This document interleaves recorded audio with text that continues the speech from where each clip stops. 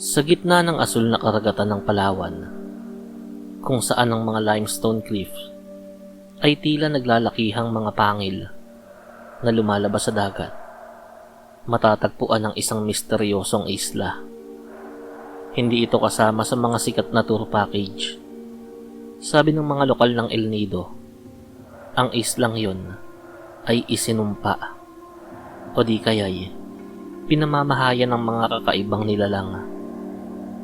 Si Elias, isang dokumentarista, ay hindi naniniwala sa mga sabi-sabi. Bitbit ang kanyang kamera at isang maliit na bag. Nagbayad siya ng malaking halaga sa isang mangingisda para ihatid siya roon. Ang pakay niya, hanapin ang katotohanan, ang mga bali-balita tungkol sa isang tribo na di umano ay hindi tumatanda. Pagbaba ni Elias sa puting buhangin, sinalubong siya ng kakaibang katahimikan. Walang huni ng mga ibon. Ang tanging naririnig ay ang marahang paghampas ng alon sa pangpang. "Babalikan kita pagkalipas ng 3 araw, sir, ha?" sabi ng mangingisda, na halatang nagmamadaling umalis. "Oo nga pala, sir. Huwag kang lalabas kapag ang buwan ay kulay kahil na." Hindi na nagtanong si Elias. Naglakad siya papasok sa masukal na gubat.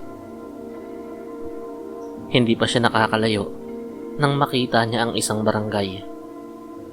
Ngunit hindi ito katulad sa mga barangay sa mainland. Ang mga bahay ay matatayog, nakatayo sa matitigas na puno ng nara, at ang mga bintana ay gawa sa makakapal na kahoy. Walang rehas, pero may mga ukit ng kakaibang simbolo. Nakilala ni Elias ang pinuno ng nayon, si Kapitan Tino. Mukha itong normal na tao, kayumanggi, may mga kulubot sa mata at palaging naangiti. "Bihira kaming magkaroon ng bisita," wika ni Tino habang inaalok si Elias ng hapunan. "Dito sa islang to, simple lang ang buhay. Ang dagat ang nagbibigay sa amin ng makakain, at ang gubat naman ang nagkukubli at kumukubkub sa amin." Habang kumakain ng sariwang isda at kanin, napansin ni Elias ang isang dalaga sa sulok. Siya ay si Ninya. Napakaganda niya, ngunit may kakaiba sa kanyang mga mata. Tila ito ay hindi kumukurap at masyadong malalim ang tingin. "Bakit sarado ang lahat ng bintana niyo kahit mainit?" tanong ni Elias. Tumigil sa pagsubo si Tino. "Ang hangin sa gabi rito ay hindi mabuti sa kalusugan. Elias, maraming elemento ang gumagala dito." 10:00 ng gabi, nakahiga si Elias sa silid na ibinigay sa kanya. Hindi siya makatulog dahil sa sobrang kaba na hindi niya maipaliwanag. Inilabas niya ang kanyang audio recorder. May narinig siyang parang kuko na kumakamot sa bubong na anahaw. Akala niya ay pusa lang, ngunit ang tunog ay napakabigat. Tila isang tao na gumagapang sa itaas. Pagkatapos, isang mahabang huni ang bumasag sa katahimikan. Iyon ay huni ng tiktik. Ang tunog ay malakas sa simula. Pagkatapos ay tila lumalayo. Naalala ni Elias ang kwento ng kanyang lolo na kapag malakas ang huni ng tiktik, malayo pa ang aswang. Pero kapag mahina na, nasa malapit na to. Dahan-dahan niyang sinilip ang siwang ng bintana. Sa ilalim ng liwanag ng buwan, nakita niya si Ninya. Nakatayo ito sa gitna ng plaza. Biglang lumundo ang balikat ng dalaga at sa isang iglap, bumuka ang likod nito. Lumabas ang 2 malalaking pakpak na tila balat ng paniki. Nanigas si Elias. Hindi siya makahinga. Nakita niya kung paano humiwalay ang itaas na bahagi ng katawan ni Nina mula sa bewang nito. At ang mga bituka nito ay lumawit at nagniningning sa dilim. Sa takot ni Elias, hindi siya nakagalaw hanggang sa sumikat ang araw.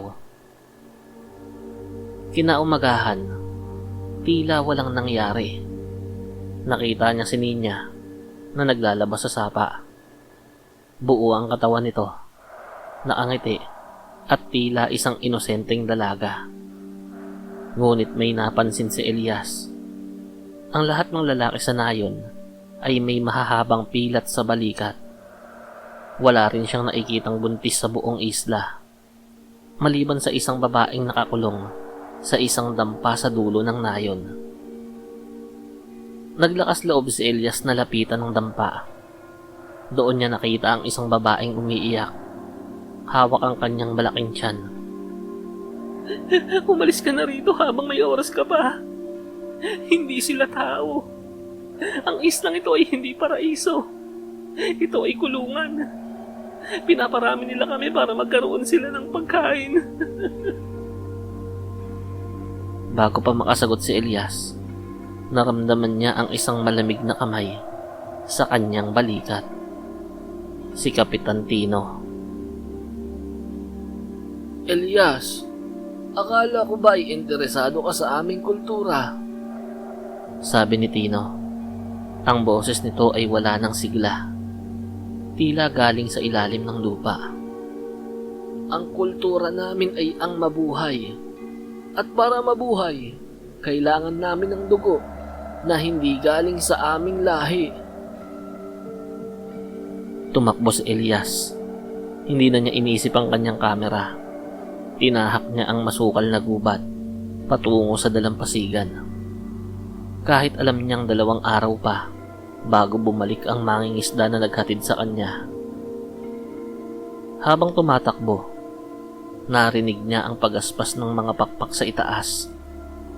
Gabi na naman, ang buwan ay naging kulay kahil, katulad ng naging babala ng mangingisda sa kanya. Elias! Tawag ng isang boses mula sa mga puno. Si Nina yon, pero ang boses niya ay naging kasing talas ng basag na bubog. Sariwa ang iyong dugo. Malinis. Gusto kong matikman ang iyong puso.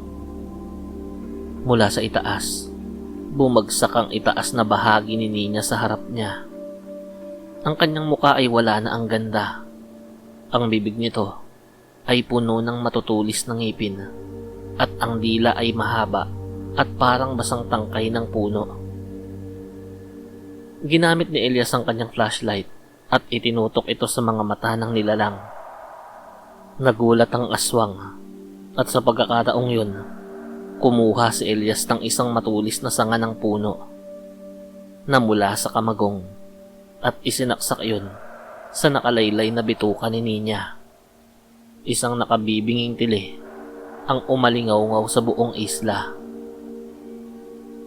Nakarating si Elias sa pangpang, hapo at sugatan. Halos mawalan ng malay. Nakita niya ang isang maliit na bangka. Hindi ang mangingisda, kundi isang lumang bangka na iniwan doon. Itinulak niya yun sa tubig gamit ang lahat ng natitira niyang lakas. Habang nasa gitna ng dagat, lumingon siya sa isla. Nakita niya ang dose-dose ng mga lumilipad na bulto ng mga nilalang na yon. Tila mga higanting paniki na nagkakagulo sa dalampasigan. Hindi nila magawang makalampas sa tubig alat. Nakaligtas si Elias, ngunit ang trauma ay habang buhay na niyang dadalhin. Pagbalik niya sa Maynila, sinuri niya ang kanyang recorder na naiwan sa kanyang bulsa. Sa huling bahagi ng recording, narinig niya ang boses ni Tino na bumubulong habang siya ay natutulog noong unang gabi. Huwag kang mag-alala, Elias. Kapag nakain na namin ang iyong laman, magiging bahagi ka na ng aming kultura at kasaysayan. Mula noon, hindi na muling tumapak si Elias sa anumang isla ng Palawan dahil alam niya sa ilalim ng magagandang tanawin at asul na tubig may mga lihim na mas mabuting manatiling nakatago na lamang.